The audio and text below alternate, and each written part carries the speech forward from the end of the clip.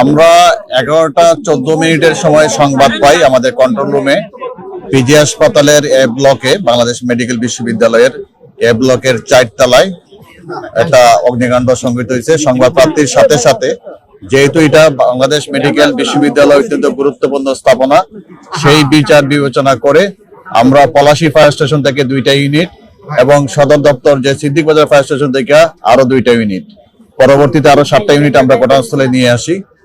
Palashi fire station আর সিদ্দিক বাজার একই সাথে ঘটনাস্থলে উপস্থিত হয়।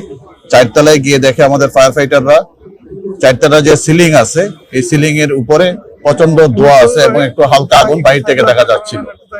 সাথে সাথে আমাদের লোকজন দ্রুততার সময় ভিতরে 10 থেকে 12 মিনিটের ভিতরেই আগুনটাকে নিয়ন্ত্রণ নিয়ে আসে এবং ধোঁয়াটাকে সরাতে পারে।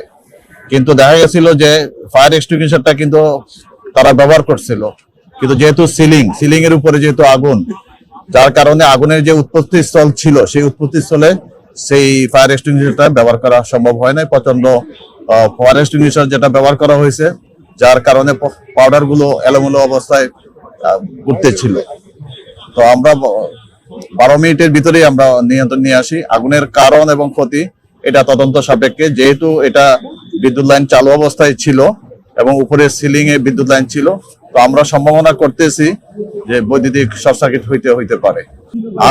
আমি একটা কথা বলি, যদি ফায়ার এক্সটিংগুইশার নষ্ট হইতো তাহলে ফায়ার এক্সটিংগুইশার তারা ব্যবহার করছে, কিন্তু অগ্নি নির্বাপনের প্রাথমিক সূচনা লগ্নে কিন্তু ফায়ার এক্সটিংগুইশার ব্যবহার করা হয় এবং পিজি হাসপাতালে যারা কর্তৃপক্ষ ছিল, যারা আনসার সদস্য ছিল এবং অন্যান্য যারা ছিল, তারা কিন্তু ফায়ার এক্সটিংগুইশার ব্যবহার করছে। আমার বক্তব্যে কিন্তু আমি বলেছি, ফায়ার এক্সটিংগুইশার যদি ভালোই না থাকতো তাহলে তারা ব্যবহার করলো কিভাবে।